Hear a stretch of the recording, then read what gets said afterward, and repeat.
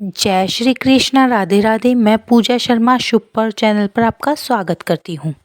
माघ मास में आने वाली सप्तमी का हिंदू धर्म में विशेष महत्व है। इस सप्तमी को माघी सप्तमी, रथ सप्तमी, अचला सप्तमी और सूर्य जयंती के नाम से भी जाना जाता है। साल भर में आने वाली सभी सप्तमियों में सबसे विशेष माघी सप्तमी है। इस दिन भक्त सूर्य देव को अर्घ देने के साथ साथ सूर्य देव की विशेष उपासना भी करते हैं। इस दिन सूर्य देव की पूजा करने से सभी मनोकामनाएं पूरी होती है और सुख समृद्धि आती है। आइए अब हम भविष्य पुराण में बताई गई सूर्य सप्तमी की कथा सुनते हैं। इस कथा के अनुसार श्री कृष्ण के पुत्र सांब को अपने शरीर बल पर बहुत अधिक गुमान था।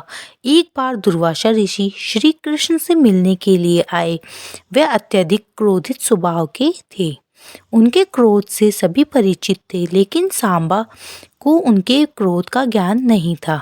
दुर्वासा ऋषि बहुत तप करते थे। जब वे श्री कृष्ण से मिलने आए तब भी बहुत लंबे समय तक तप करके आए थे।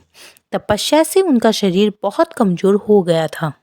श्री कृष्ण के पुत्र शाम्ब ने जब दुर्वासा ऋषि के कमजोर शरीर को देखा तो वह जोर जोर से हंसने लगा।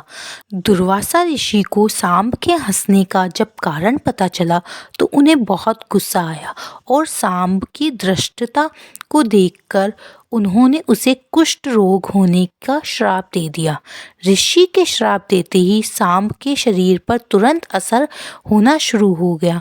डॉक्टरों ने सांब की हर तरह से इलाज किया, लेकिन इससे कुछ भी लाभ नहीं हुआ।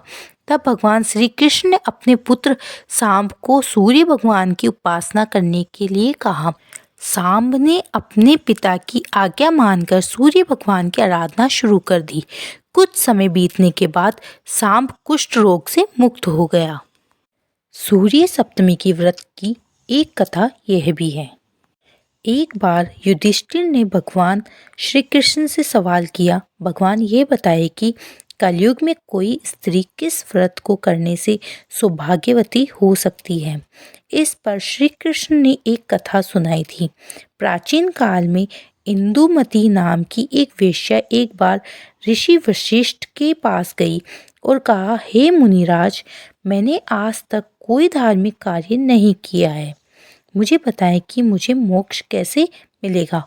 वेश्या की बात सुनकर वशिष्ठ मुनि ने कहा, स्त्रियों को मुक्ति, सौभाग्य और सौंदर्य देने वाला अचला सप्तमी व्रत से बढ़कर कोई व्रत नहीं है, इसलिए तुम इस व्रत को करो, तुम्हारा कल्याण होगा।